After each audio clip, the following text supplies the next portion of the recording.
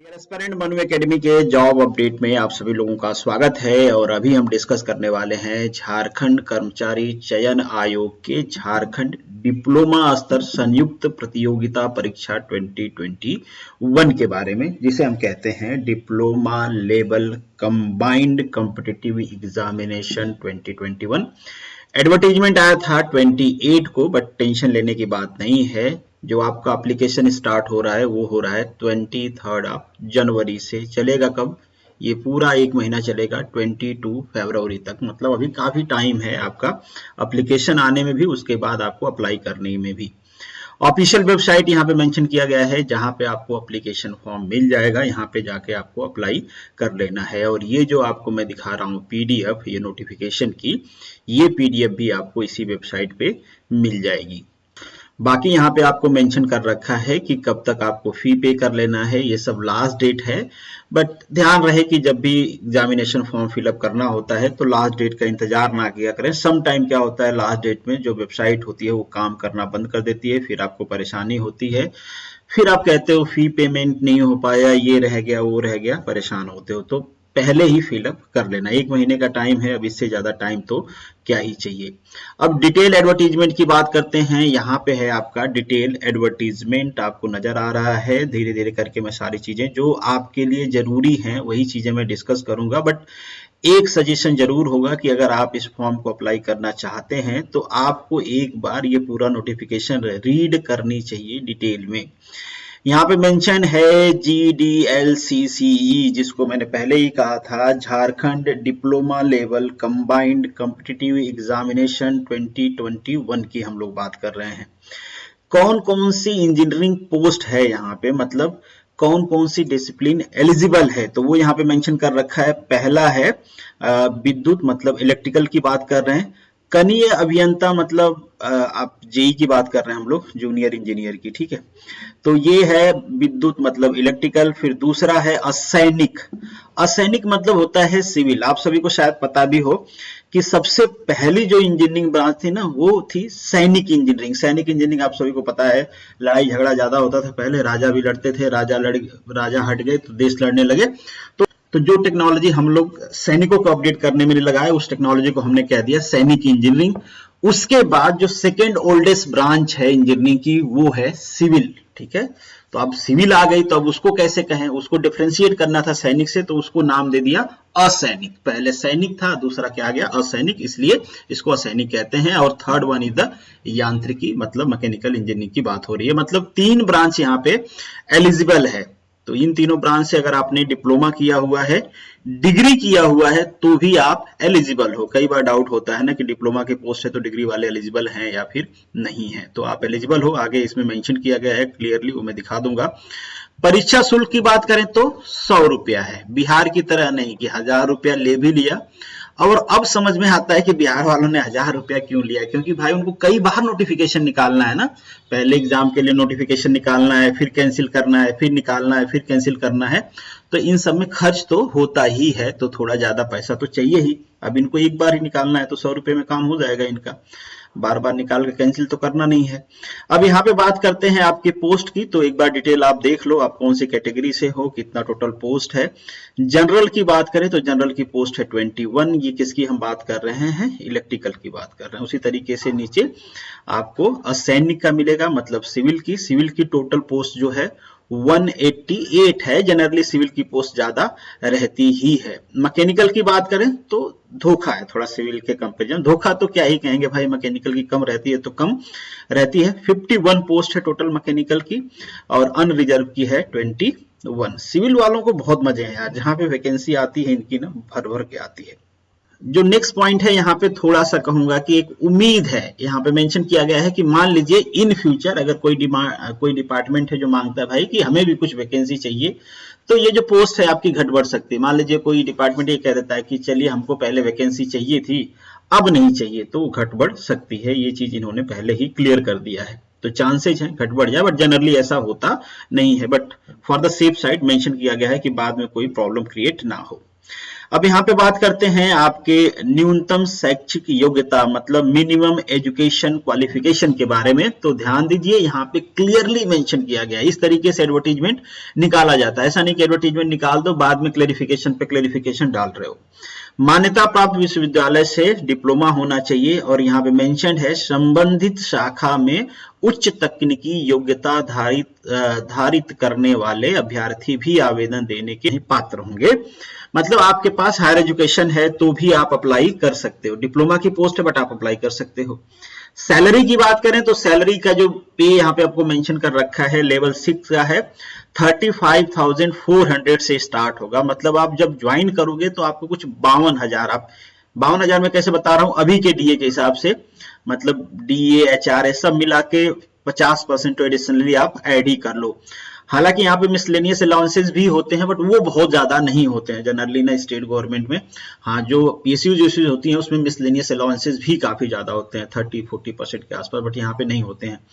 तो ये मान के चलो आपकी 50,000 प्लस सैलरी आपको यहाँ पे मिलेगी ज्वाइनिंग करते ही। तो ठीक ठाक सैलरी भी है, कोई प्रॉब्लम वाली बात है नहीं। और बाकी सब में वही है, सब में एज इट इज मेंशन किया गया है। अगर हम सिविल की बात करें तो आपके पास सिविल में डिप्लोमा हो या फिर उससे ऊपर की डिग्री हो। मैकेनिकल की बात करें तो मैकेनिकल में डिप्लोमा हो या उससे ऊपर की डिग्री हो। एक चीज और यहाँ पे बहुत क्लियरली मेंशन कर रखा है, जनरली ये सारी चीजें इसी तरीके से एडवर्टीजमेंट में मेंशन होना चाहिए। जो बॉडी मेंशन नहीं करते हैं उनको सीखना चाहिए कि भैया बाद में आप क्लेरिफिकेशन निकालते हो, जैसे राजस्थान में हुआ क्लेरिफिकेशन पे क्लेरिफिकेशन आता है। अभ्यर्थी को आयोग में आवेदन प्राप्त होने की अंतिम तारीख तक वांछित न्यूनतम शैक्षिक योग्यता में उत्तीर्ण होना अनिवार्य है। मतलब ये जो लास्ट डेट है 22 Feb, तब तक आपके पास जो भी क्राइटेरिया यहाँ पे मांगा गया है वो सारी क्राइटेरिया आपको फुलफिल करना होगा, अदरवाइज आप अयोग्य माने जाओगे, मतलब माने जाओगे कि आप एलिजिबल नहीं हो। एक और इंपॉर्टेंट पॉइंट यहाँ पे मेंशन कर रखा है कि उपयुक्त अनिवार्य योग्यता के अतिरिक्त, मतलब ऊपर जो मेंशन किया गया है उसके अलावा आपका जो मैट्रिक्स है ना वो झारखंड से होना अनिवार्य होगा। मतलब आप झारखंड से पास हो, परंतु यहाँ पे बट करके कुछ ऐड किया गया है। अब ये पूरा सेंटेंस का जो मीनिंग हो सकता है शायद मुझे भी समझने में प्रॉब्लम होता है।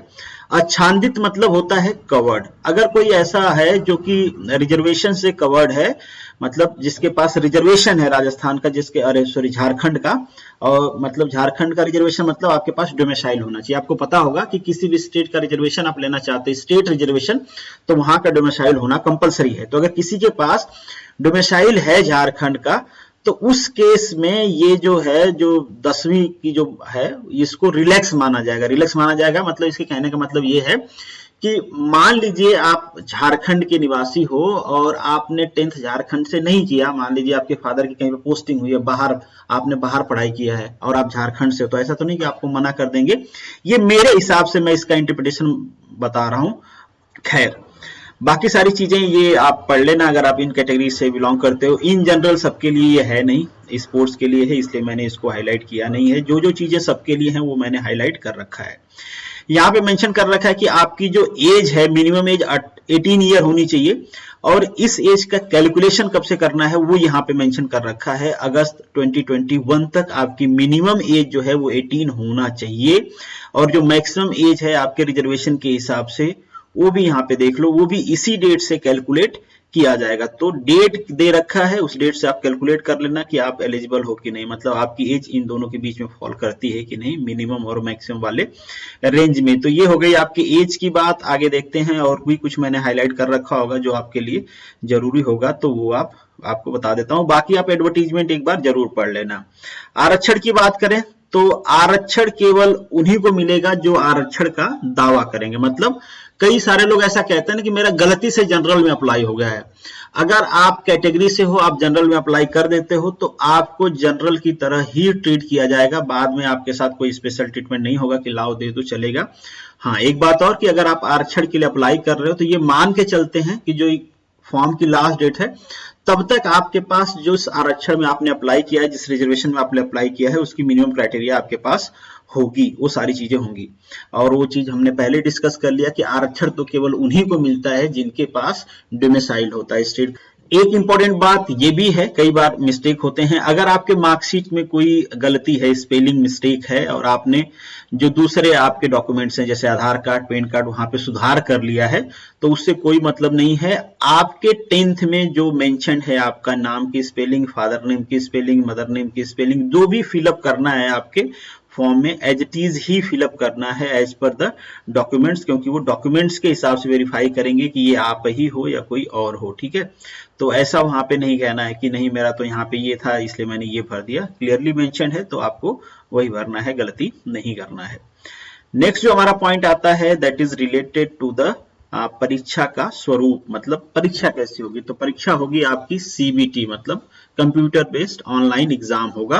अगर ये ग्रुप में होता है मतलब शिफ्ट वाइज होता है तो नॉर्मलाइजेशन होगा उसका, डेफिनेटली शिफ्ट वाइज होगा, कब, जब ज्यादा बच्चे होंगे तब। तो शिफ्ट वाइज होगा तो नॉर्मलाइज किया जाएगा, नॉर्मलाइज का प्रोसेस इन्होंने ऑलरेडी वेबसाइट पे दे रखा है, आपको देखना है तो देख सकते हैं। अब जो आपका क्वेश्चन पेपर होगा, क्वेश्चन पेपर मल्टीपल मतलब ऑब्जेक्टिव क्वेश्चंस होंगे वहां पे, एक क्वेश्चन के 3 मार्क्स मिलेंगे, अगर एक गलत क्वेश्चन करते हो तो 1 मार्क्स कट जाएगा, तो ध्यान रखना नेगेटिव मार्किंग है वो भी 1 मार्क्स 1/3 वाली, ठीक है। बाकी आपकी जो परीक्षा है उसके बारे में मेंशन किया गया है, 2 टोटल प्रश्न पत्र होंगे आपके। जो पहला पेपर होगा वो भी 120 मार्क्स का, सेकंड पेपर होगा वो भी 120 मार्क्स का, दोनों का टाइमिंग भी दिया 2 आवर का। पहले पेपर में यहाँ पे थोड़ा सा इंटरेस्टिंग चेंज किया है इन्होंने, अब मुझे नहीं पता कि पहले से ही है ये या इस बार इन्होंने चेंज किया है, और इससे पहले जो एग्जाम हुआ था जेई के वो 2014 में हुआ था ना, मतलब देख लो आप क्या हालत है। नियर अबाउट जो सारे उधर के हिंदी बेल्ट हैं सब जगह यही होता है, 8-9 साल में वैकेंसी आती है। सामान्य अभियांत्रिकी के जो होंगे, सामान्य इंजीनियरिंग के 80 क्वेश्चन होंगे, सामान्य ज्ञान के 40 क्वेश्चन होंगे, और अगर सेकेंड पेपर की हम बात करें तो ये टोटली होगा आपके डिसिप्लिन से रिलेटेड कि आप कौन से ब्रांच के हो, वहां पे केवल ब्रांच के क्वेश्चन होंगे 120। तो टोटल कितने मार्क्स हो गए आपके, 240 मार्क्स का पेपर हो गया। आगे सिलेबस भी दिया आपको, देखिए सामान्य इंजीनियरिंग का सिलेबस यहाँ पे दिया है, जिसमें आपको सिविल भी पढ़ना पड़ेगा, सबको पढ़ना पड़ेगा क्योंकि ये पेपर सबके लिए है, ध्यान रखना। फर्स्ट पेपर की बात कर रहे हैं जिसमें सामान्य इंजीनियरिंग की बात किया गया है, सिविल भी पढ़ना है, स्ट्रक्चर इंजीनियरिंग पढ़ना है, इलेक्ट्रिकल पढ़ना है, और मैकेनिकल का पोर्शन थोड़ा ज्यादा ही दिया हुआ है, तो ज्यादा तकलीफ तो मुझे लगता है कि सिविल और इलेक्ट्रिकल वालों की होने वाली है। सबसे कम पोर्शन दिया है यहाँ पे इलेक्ट्रिकल का, तो मैकेनिकल वालों को एक एज रहेगा फर्स्ट पेपर में, क्योंकि उनका सिलेबस यहाँ पे थोड़ा ज्यादा है, बट क्या करें बेचारे, सीट ही कम है।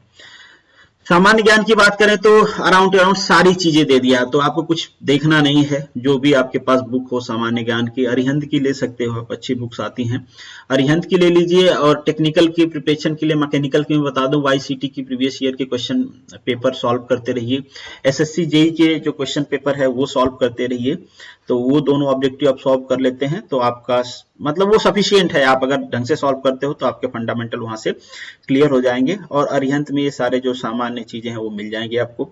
यहाँ पे एप्टीट्यूड भी है, ध्यान रहे, यहाँ पे गणित के क्वेश्चंस भी हैं, मानसिक क्षमता के जो क्वेश्चन आकृति उकृति वाले आते हैं, मतलब रीजनिंग वाले क्वेश्चन वो सारे हैं, कंप्यूटर भी पूछा जाएगा, तो ये सारा आपको कोई भी ऐसी कंप्यूटर एग्जाम की बुक लोगे वो सारा यहाँ पे मिल जाएगा।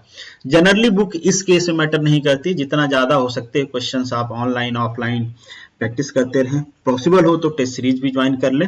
और ये आपका सेकंड पेपर जो है, जो आपके बेसिकली ब्रांच से रिलेटेड है, उसका डिटेल सिलेबस दिया गया है, तो ये सिविल का सिलेबस है, सिविल वालों को पता ही होगा कि कैसे रीड करना है, कहाँ से करना है, मुझे बहुत ज्यादा पता है नहीं सिविल के बारे में, इसलिए नहीं बता रहा हूँ। मैकेनिकल का जो सिलेबस है, जैसे कि मैंने आपको पहले भी कहा कि वाईसीटी प्रीफर कर लेना आप, डिटेल वहां पे क्वेश्चंस दिए गए हैं प्रीवियस ईयर के सेक्शन वाइज, तो आपको आराम रहेगा ना कि पहले सपोज आपने थर्मोडायनेमिक्स पढ़ा तो थर्मोडायनेमिक्स में पहला टॉपिक पढ़ा, आप सपोज कर लीजिए फर्स्ट लॉ पढ़ा या थर्मोडायनेमिक प्रॉपर्टी पढ़ा, तो उसके क्वेश्चन वहां पे दिए गए रहेंगे, तो आप इजिली प्रैक्टिस कर पाओगे। वाईसीटी की बुक है, अच्छी बुक है, प्रीवियस ईयर के सारे क्वेश्चन है, तो उससे कर लेना आप। बाकी ये इलेक्ट्रिकल का है, इलेक्ट्रिकल का एक है कि यहाँ पे बाकी सिविल और इसका इंग्लिश में दे रखा है, इलेक्ट्रिकल का हिंदी में दे रखा है, शायद वो हिंदी में अवेलेबल नहीं रहा होगा इसलिए। तो ये आपका इलेक्ट्रिकल वालों का सिलेबस है।